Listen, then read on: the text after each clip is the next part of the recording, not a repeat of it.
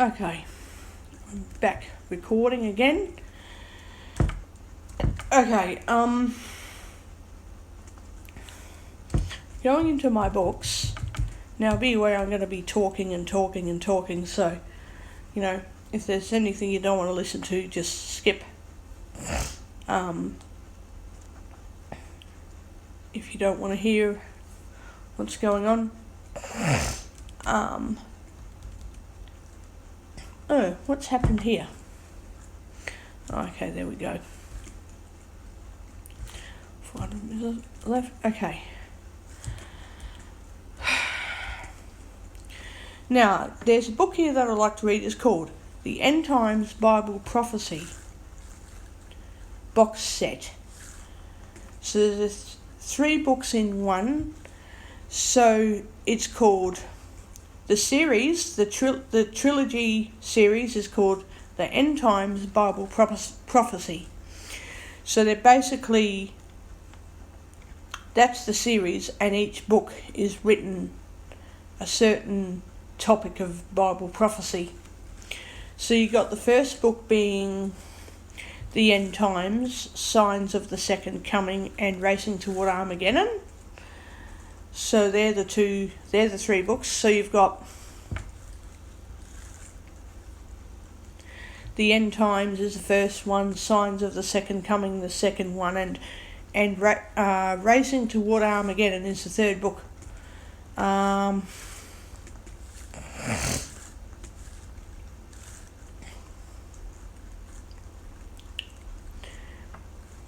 Britt Gillette. Okay, that's a nice name. So that's that series of books. I'm going through the first book called The End Times. I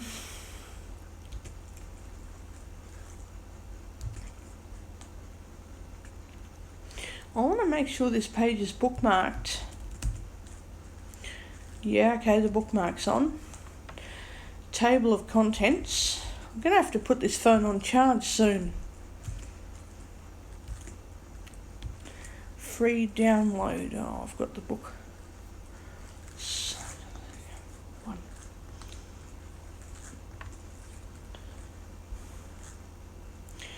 So if I go to the foreword of the first book. So the first book is The End Times.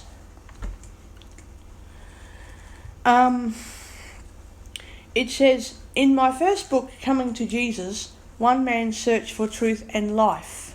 Oh, okay. Purpose, I tell the story of my personal struggle with the universal questions of life and my search to uncover the truth. That search ultimately led to the Bible, where I discovered the existence of countless specific and fulfilled prophecies.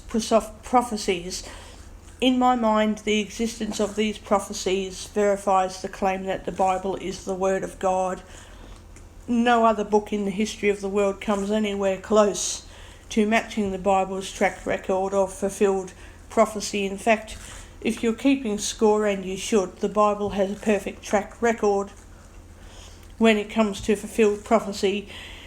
And it goes on and on and on and on and on, and I read all the foreword. For those who enjoy religious material, please read it. It's a pretty good read. What it basically goes into, and I can show you, I don't want to give you a huge spoiler alert, but I do want to at least show you something. You're going to be hearing what this person has studied in the Bible, and for the most part, I agree with most of what she says. I totally agree with most of what she says. Because in this first book, you've got chapters 1, 2, 3, 4, 5, 6, etc.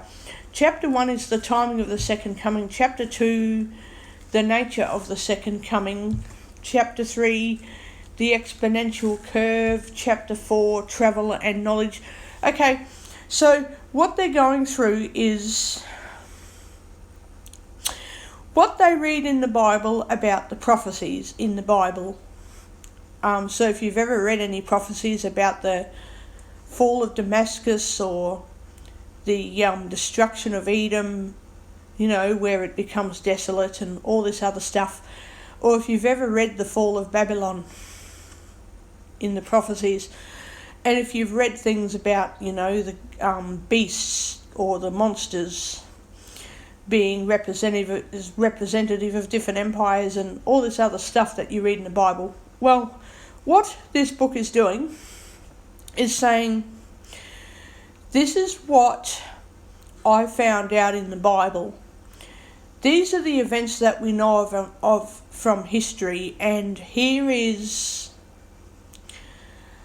You got to read it to really understand it, but basically they're saying, here are the events that I have found most fit specific prophecies in the Bible. And stuff about things that haven't happened yet that will happen in future that we can only speculate on, and stuff which is occurring now that is pointing to something else that we've read that was meant to be happening. You basically get that sort of plot line in these 3 books. And I find it quite interesting because I hope this phone doesn't bloody go flat while I'm talking, because I'll be wasting my time otherwise. But yeah, I find it rather interesting because for the past 100 years we've been reading and writing about the end times, and we still haven't seen the rapture of the church.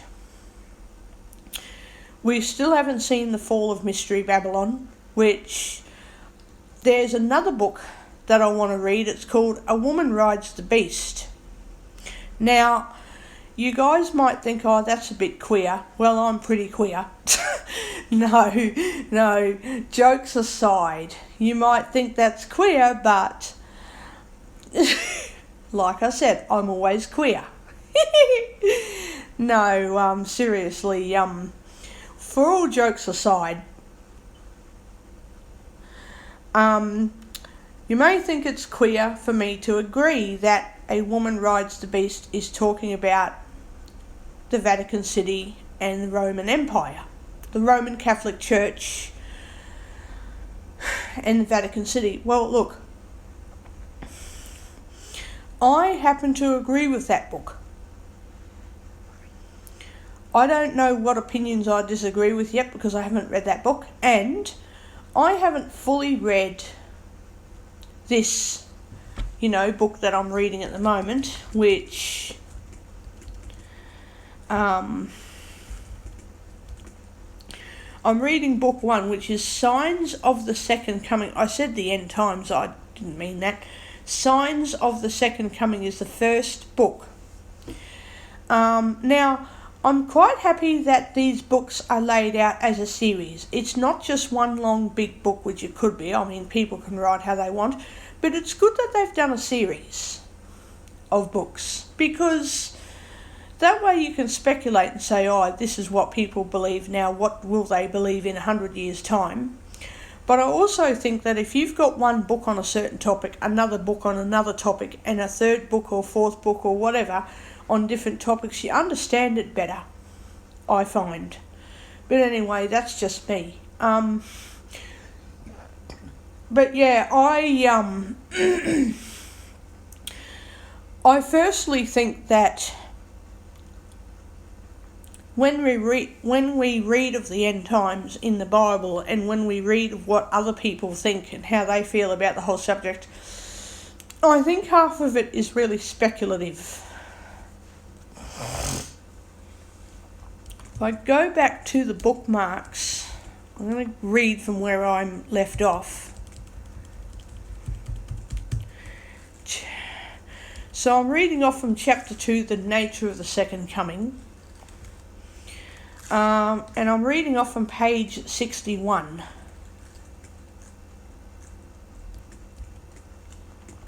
So where I'm reading is, when history repeats itself, it says, like Peter, I'm not going to read everything, I'll read some of it. Like Peter, many Christians today have a similar misconception, not about the first coming, but about the second coming of Jesus Christ. And just like the first coming, you can't understand the second coming unless you first understand its nature. Why? Because before you can understand when it will happen, you need to understand how it will happen. So what is this misconception? It's the same as the first one. The Messiah will come twice. Yeah. Don't believe me? Go ahead and read these two passages in the Bible. And then you've got the Bible, reading these passages. We who are still living when the Lord returns will not meet him ahead of those who have died. For the Lord himself will come down from heaven with a commanding shout, with the voice of the archangel and with the trumpet call of God. First the Christians who have died will rise from their graves, then together with them we who are still alive and remain on the earth will be caught up in the clouds to meet the Lord in the air. Then we will be with the Lord forever, so encourage each other with these words. And that's in 1 Thessalonians 4:15-18, and it's the New Literal Translation. And about Bible translations, there are hundreds of them, and the idea is to read a translation of the Bible, or at least read what you can of it, and then if you don't understand it, you look at other translations of the Bible in English, or whatever language you've got, and then you read it, and then you try and understand the meaning from reading the different translations, and then you look at the culture of that time, and you find out why do they say this, why do they do that, and you get a better understanding of it. Anyway, then I saw heaven open and a white horse was standing there. Its rider was named Faithful and True, blah, blah, blah, blah, blah, blah, blah. It's all in Revelation 19, by the way. I'm just going down here to have a look. Where does it say? Revelation 19:11-16. It's the New Literal Translation. Both these passages describe the physical return of Jesus Christ, but they also describe two dramatically different depictions of his return. Why? There can only be one reason. They describe two entirely different events. In other words, as we approach the end of the age, Jesus will return twice. So let's take a look at how the Bible describes these two distinct events. And so it goes on and talk about the rapture and all this stuff, and then the second coming where he touches foot on the earth and he will stay on the earth for 1,000 years. Like it goes, like I'm not reading all of that, I'm just telling you what it will go into in this book. Thing is, we're reading all this stuff. We're reading what these authors have to say, but no one can tell us, so we can't get the answer ourselves, and no one else can give us the answer as to when all of this is going to happen. Is it going to happen this year? Is it going to happen in 1,000 years' time? Is it going to happen, I don't know, tomorrow or something? The start of these end times events. Have some of the end time events already occurred and we just don't know it? Like we can know it, but we have to take the time to study and find out if it has started already or not. But some of these events, for the end of times might have already occurred. Stuff like the fall of Jerusalem in 70 AD and the complete destruction of physical Babylon and all this other stuff that had all happened.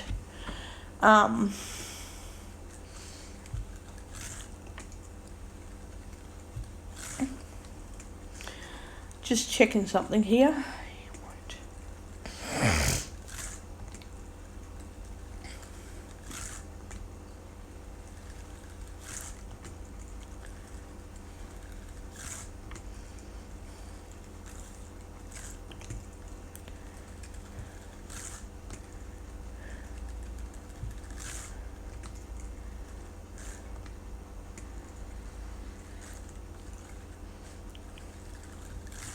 So yeah, a lot of people say that the rapture of the church isn't going to happen, or it'll happen after the tribulation or whatever.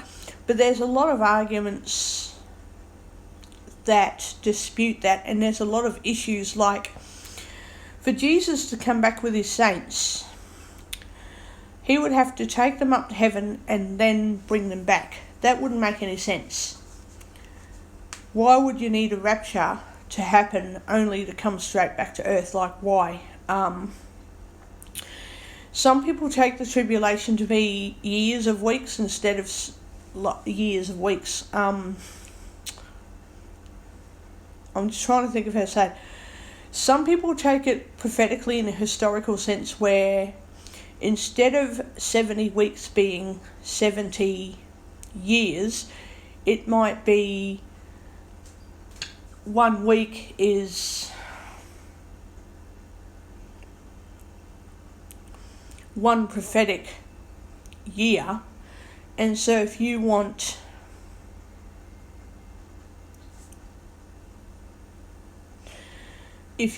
the Great Tribulation period to be 7 years, it's not actually 7 years, it's more like 1,260 prophetic years, which is more like 7 years as a week. So if you want how many years is 1,260? So if you think of a day being a day, so then you got 7 years, which is 1,260 days. That's in like the Hebrew calendar in the Bible. Some people translate that to being years rather than days, so like each day would be a prophetic year. So 1,260 days would be 1,260 years. I have a huge problem with that, because it can be both that and it can be literally weeks rather than, or months rather than years. So some of these things in the Bible about the locust stinging people for 5 months and all this other stuff, if you have prophetic years instead of actual days, and 5 months is like 42 days or something like that, or is it 35 days? Something like that. Then basically for 5 months, you'd then have to count, for each day would be a year, count all that out, and it will be way longer than 5 months that people are being stung by locusts. So, and then these events could be symbolic, but they also, by the way you look at them when you read, it's a bit hard to turn something literal into just something symbolic. So if you want the book of Revelation to be symbolic, that's fine, but then you've got to take away any literal interpretation that book might possibly have, which is also taking away from the Word of God. So you have to be careful of that too. If you want something to be symbolic, you've got to read and see if it is a symbolic picture or not. And yet when you read all the Bible, it can be both symbolic and literal. It can't only be one or the other. Some passages are only one or the other, like when Jesus talks about eating his body and blood. You're not eating his body and blood, that's a figure of speech. That's figurative. And yet then when he says, take up your cross and follow me, we all don't have crosses that we're carrying. We don't have a physical cross, that's a figure of speech. Yet then when Jesus went up to Golgotha with a cross on his back and then he was crucified, that's no longer figurative, that physically happened.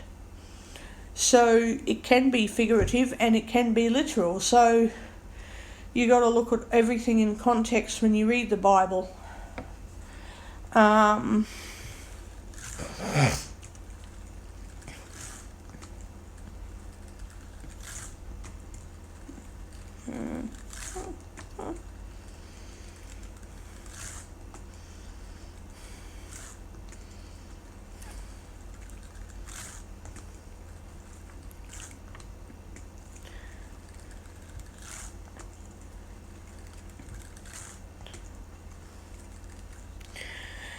The other thing I find interesting about the rapture is when people say that the rapture won't occur and Christians will be in the earth. Well, how come the Bible has so many references about Christians being taken out of the hour of trial or temptation that will come upon the earth?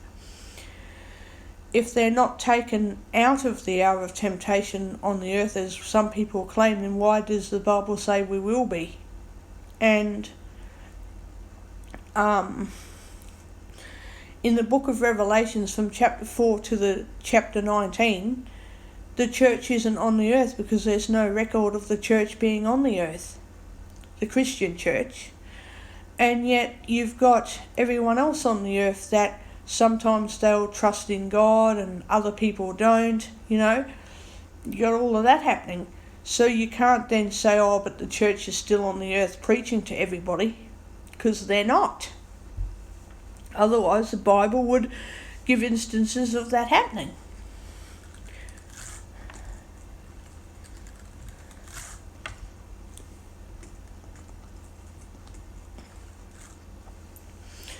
So, yeah, Jesus' second coming has two stages. One is picking up the believers in Christ off earth. The second stage is coming back with his saints to then set foot on the Mount of Olives, where he will then go from there to Edom. And I forget the exact order of events in that time, but eventually he'll somehow wind up back in Jerusalem, ruling for 1,000 years after he judges the nations and separates the sheep from the goats. It's basically two groups of people, believers and non-believers, and how people have treated Israel and all that sort of stuff. So yeah, believers and non-believers. Then he reigns for 1,000 years. Satan's locked up for that period of time. Satan's released. Jesus lets things happen for a little while to see who will and who will not believe in him. There will be a few that believe in him, but the majority of them just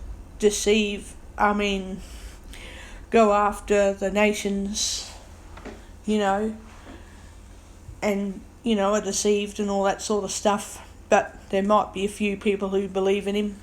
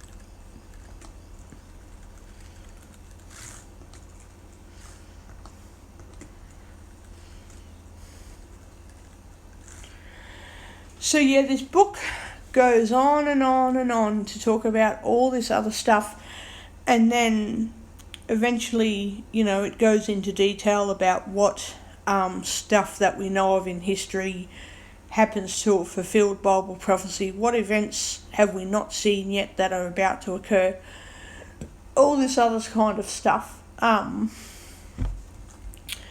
then if I go back to the library, because I'll keep reading this book for the rest of the day,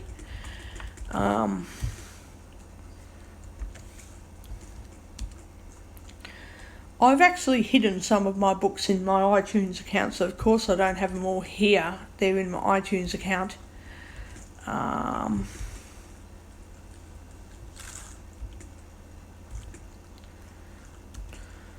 What book did I want to look at?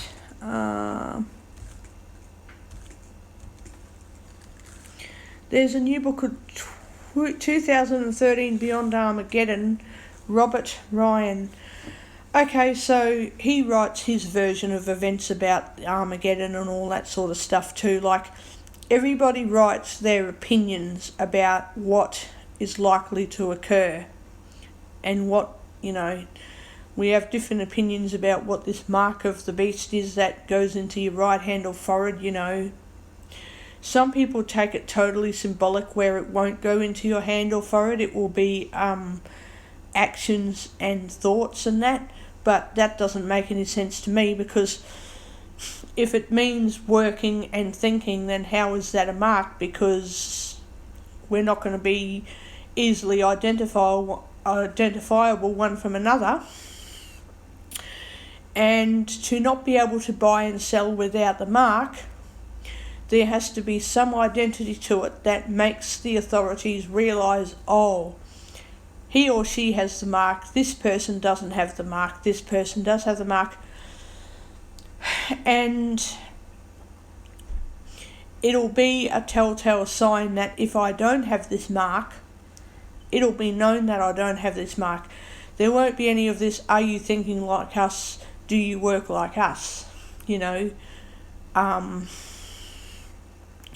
I can lie to them and say, yes, I do, when really I don't, But if I have something identifying me in my hand or forehead, then I can't lie and say, no, I don't follow you, because I have, something in my hand or forehead, to prove that I do follow this system. So I want to prove that I don't follow the system by having nothing in my hand or my forehead. Nothing in my right hand or in my forehead.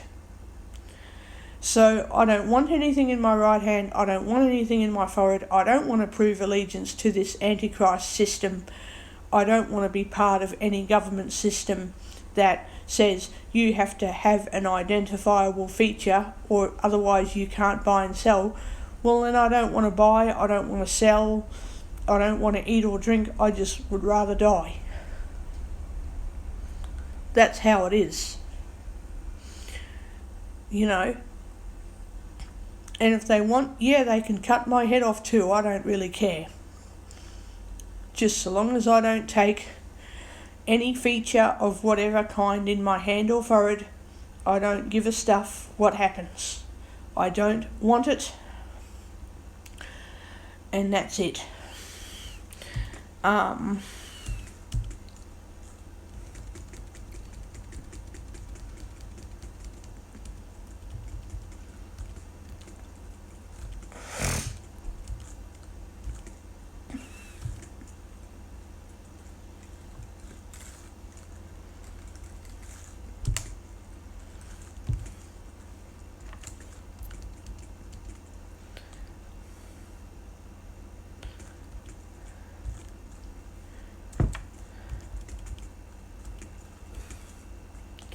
think I'm going to keep on reading this end times stuff.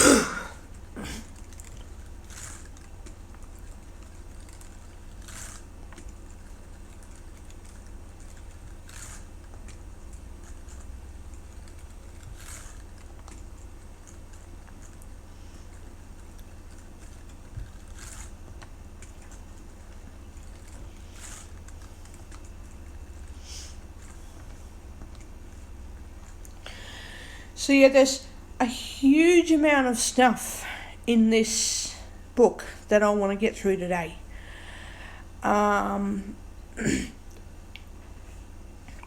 See, my biggest confusion is when I type in Google, when I type in YouTube and that, I say which events,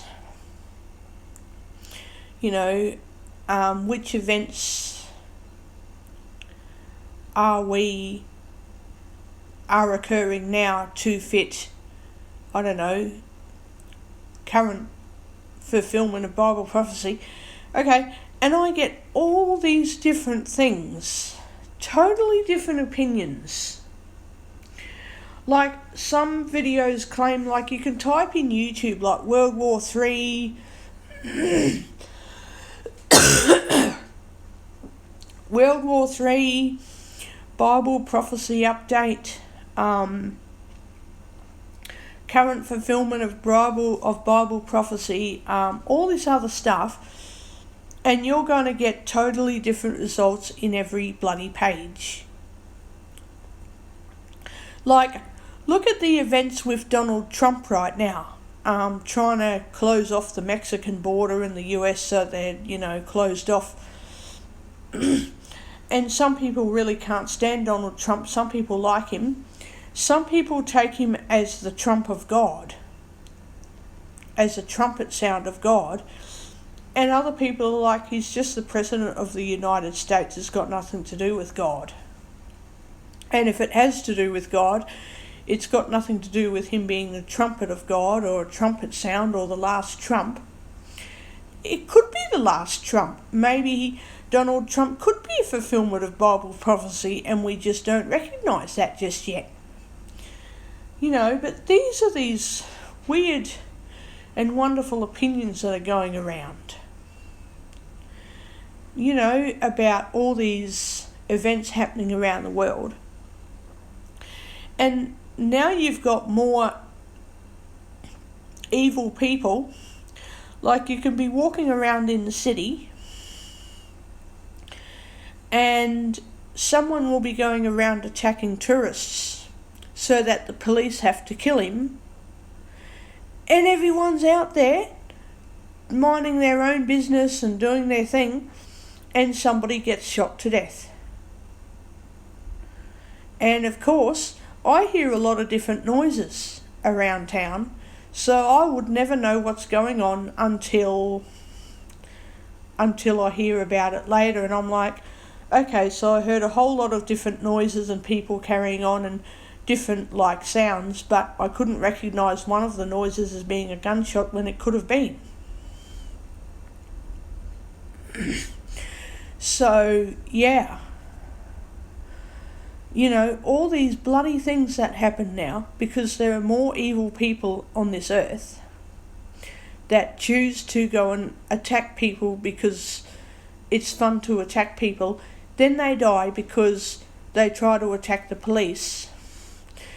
And people think, if I go up and harm these policemen, I'll get away with it. And anyone that does anything gets burnt. Anyone that would try to harm the police gets burnt, basically.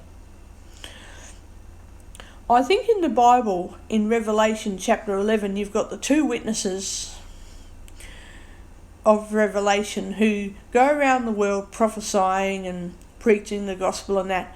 And basically, if anyone tries to hurt them, fire comes out of their mouths and kills them, burns them. Now, is that symbolic of gunfire, or is it real, actual fire coming out of someone's mouth? Like, who can ever breathe out fire? But maybe there could be something symbolic to that, where when someone breathes, there's not actually fire coming out to kill someone. Maybe it's gunfire. Maybe it's something else. But John described to the best of his ability fire coming out of these two people's mouths at different times. If anyone tried to harm or kill them at the wrong time, they would breathe out fire. Now, John described that, but he couldn't describe it in any other way. So, unless we see the two witnesses at work in Jerusalem trying to preach to the world,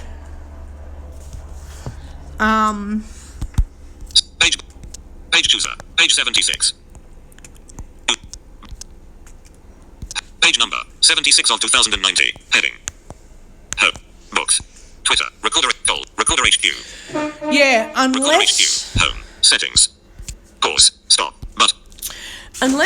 Unless we actually hear or see the two witnesses at work... Twitter. Now. Liam Irvin tweeted. House. Speech off. we're not actually going to know if John the Revelator was actually talking about gunfire or people doing something supernaturally to stop a threat. We don't know.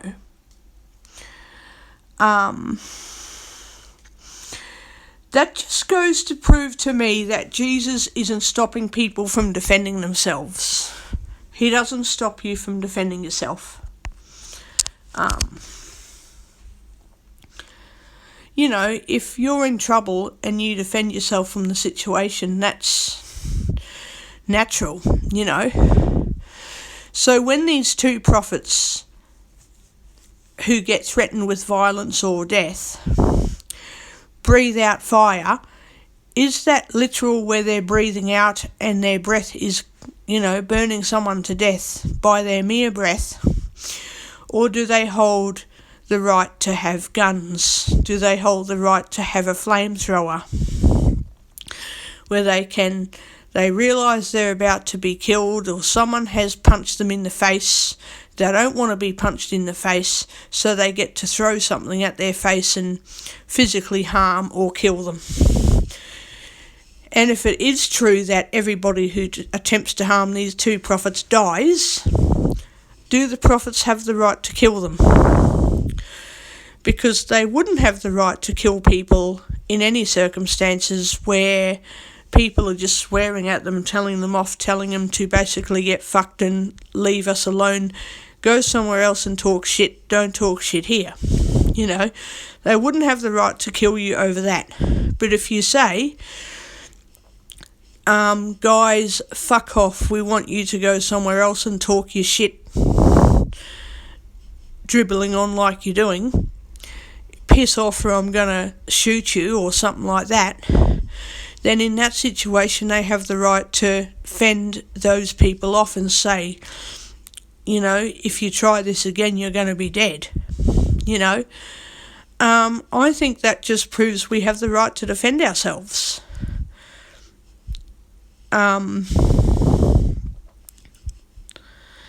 You know, if anyone comes at me saying, oh, that's only in that situation, I'll be like, no, in every situation we have the right to defend ourselves, not just if the two prophets come into this world. So if anyone tries to harm or kill these two prophets, those people will die. We don't know what weapons the prophets will possess, if they have supernatural power to kill people by breathing on them or whatever. And we're about to find out soon. Soon could be any time now or in the next 1,000 years or something. We don't know.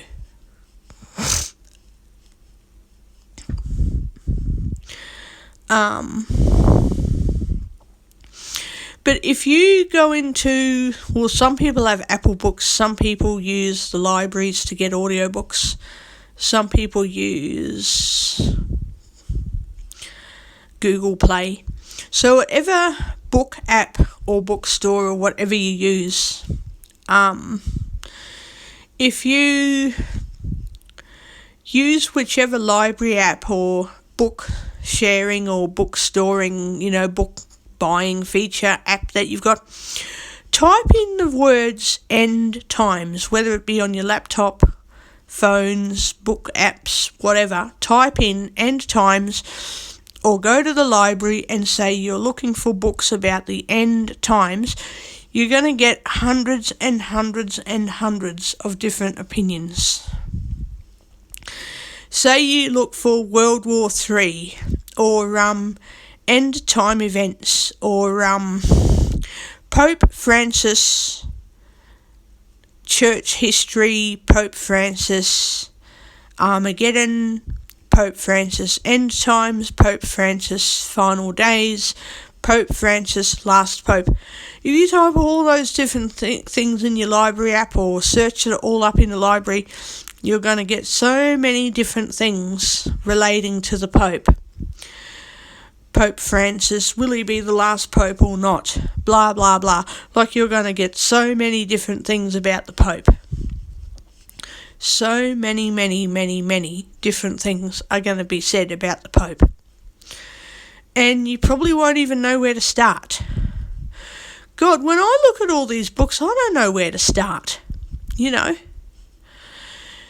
And then you go looking at the book of Daniel with all the prophecies in there, and you think to yourself, God, which one are we at now? Which one have we not fulfilled yet? Which prophecy have we overlooked? Like, we don't know. Because you can go to the library or type in your bookstore apps, or library app. World War III is one event I can think of. You're going to get so many things about World War III, and it will just cause confusion because, what opinion is a fact? What's true and what isn't true, and what is just opinion? How would we know?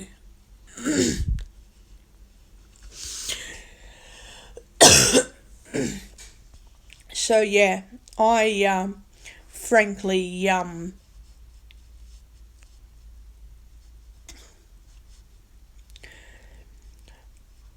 don't have a clue, and I'm pretty much reading books that interest me in the first place, and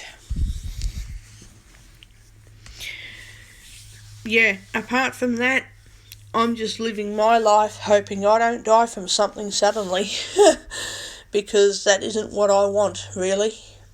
I just want to live my life. Everyone is worried about the coronavirus when all it is just another flu. It's just another kind of flu, and everybody's worried about it. The coronavirus has nothing to do with the biblical plagues. I do know that it has to do with pestilence, because there's a lot of things about biblical prophecies about pestilence. I know it's got something to do with that, but I don't think there's any reason to be scared of current events and current dramas, world dramas. I don't think there's anything to be concerned about yet, because there's nothing really bad occurring yet.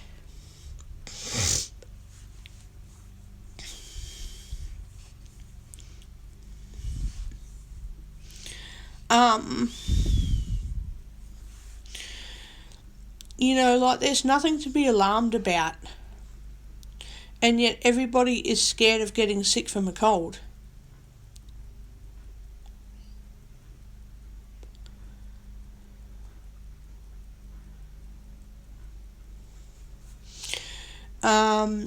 I think that the world is getting worse with people being alarmed over things going on. For no reason, people are being alarmed. Now, I'm treated with open hostility for not being concerned, for not being alarmed. I get ostracised. I get being told off for doing something wrong, but I'm not doing anything wrong. I get told off, and I get abused, and I get mistreated, and I get threatened for not being afraid of what's going on in the world. And yet I'm only afraid of things that are currently going to hurt me. Like if someone wants to attack me, I'm scared of being attacked. If someone wants to threaten to yell at me, they're going to, but I'm scared they'll harm me, so I'm going to hide from them. But then when, I'm not scared generally of everything, and yet I get treated badly because I'm supposed to be afraid of these viruses and all that. Well, the fact is, no, I'm not. If I die, I die. If you want to threaten me to kill me, I'll be terrified of being killed. But if I'm just going to die, well, we're all just going to die. Don't get angry and abuse me because I'm not afraid of, the fact that I'll eventually die. Don't be angry at me about it because it's not going to change anything. And don't abuse me because I choose to go out into the community and I might get sick and die of something. Don't come at me over that and abuse me because that's not going to fix anything either. And I'm not going to stop going out into the community.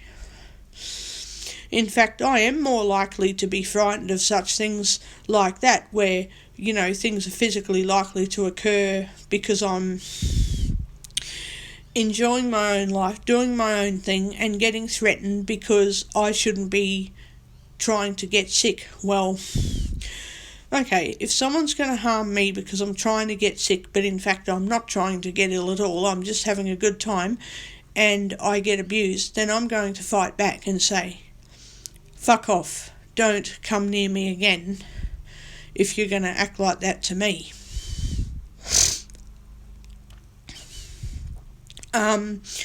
Because I go out into the community to have a good time, not to make people sick or to get sick. And if I do get sick, I'm not concerned because I know I can't avoid getting sick.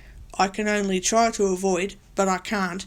So I'm only concerned about things that I know I need to fix straight away, or that I could possibly escape from. So I can't escape from viruses, but I can escape from people attacking me. So I'll freak out and I'll get scared and I'll escape from being attacked. But when it comes to viruses, I'm either going to get sick or I won't. So there's no point in being concerned. There's no point. What I don't like is people, abusing me over something that I don't have control of.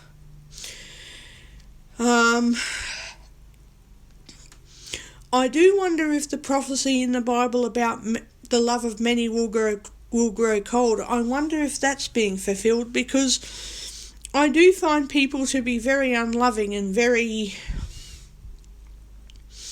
Nobody's truly loving anymore, I don't need people to show me extravagant amounts of affection, but there's no love in the world. It's all just, oh, are you sick? Oh, okay, go and live on your own, no one wants to know you. That's a very, very unloving way to be. That's extremely unloving. If someone's really sick, you isolate them so they're alone, but you don't treat them like they should die alone or anything like that. You just don't treat them like they deserve to be hated or scorned. It's quite disgusting. Absolutely disgusting.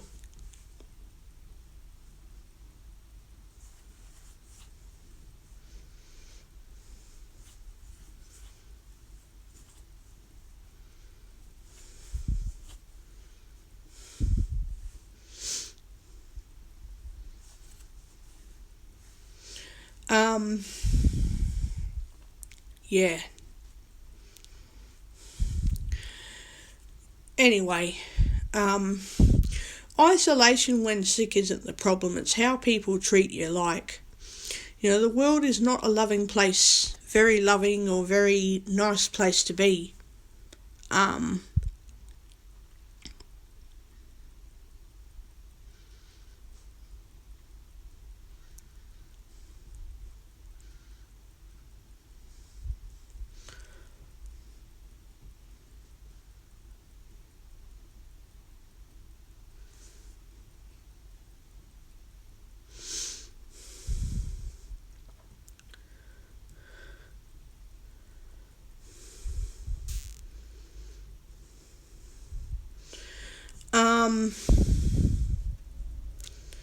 So yeah, I do think that biblical prophecy is being fulfilled.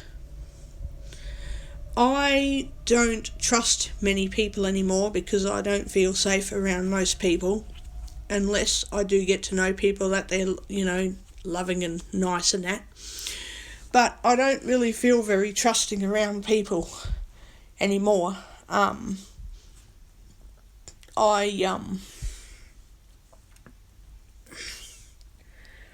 I just don't really.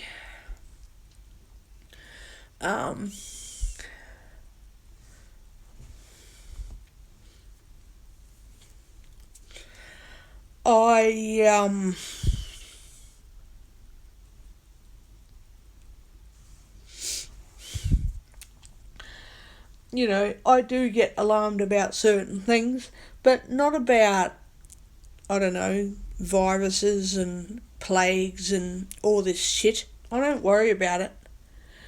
And if I get sick, I'm not alarmed when I'm sick. I just think to myself, okay, so I need to have a rest. Okay, so I've done a lot of exercise, have a good feed in the morning. You know, I don't get scared. The only thing that frightens me is when I think, oh, I'm not feeling too well and I have a dry mouth and I feel like I'm about to die and I need to get help. So I get help and I'm terrified because I don't usually get like that when I'm really crook, and I need to know what's going on so that I don't die all of a sudden because I'm not supposed to be dying yet. That's what concerns me. Not, oh, that's right, I have a cold and I think I might get pneumonia and I think someone else is going to die because I've got a cold, and if I go to the shops I might kill somebody. You know, I don't get alarmed over any of that.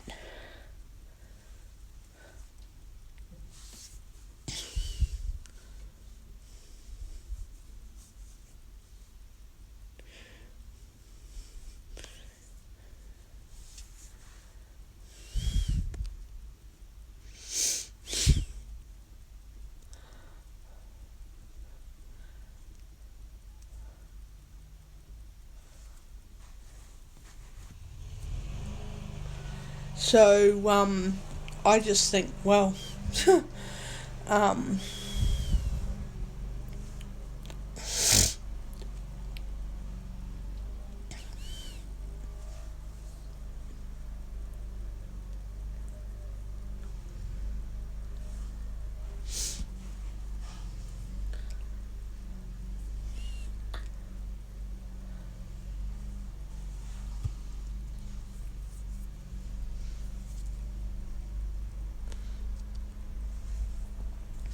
yeah, I just think that everybody's scaremongering and that now. I think that, you know, I don't listen to the news anymore because all the scaremongering, and I just don't have anything to do with it.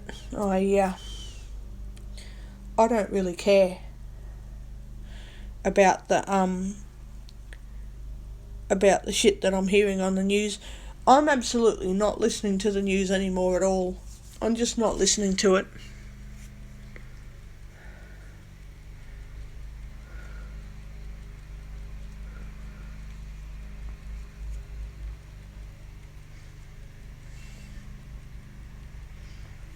And the other thing that I don't like is when I'm listening to the news, I hear about all of the bad things that go on, but we don't find out how many good things have happened. People get ill with a bug. We know how many people have died, but we don't know any of the success stories, how many people have recovered. You know, people can survive illnesses, but we don't hear, hey, 25 people have died from the coronavirus, lots more people are dying from it, but hey, there are so many more people that are recovering from it, so that gives us hope that we can survive. They do not put that slant on in their news stories. They don't give us positive hope. They don't give us any reason to be happy with our circumstances where we can live through things. They just want to tell you about how depressing or how dangerous or how threatening life is. They don't want to tell you, hey, all these things have gone wrong for all this group of people, but there's all these other people over here that weren't very well and they're recovering so nicely because, you know, medical treatment has come a long way than what it used to be. No one wants to be positive about any of that. You know, so yeah. I don't trust the news. I don't listen to the news. Speech on. Stop. Button.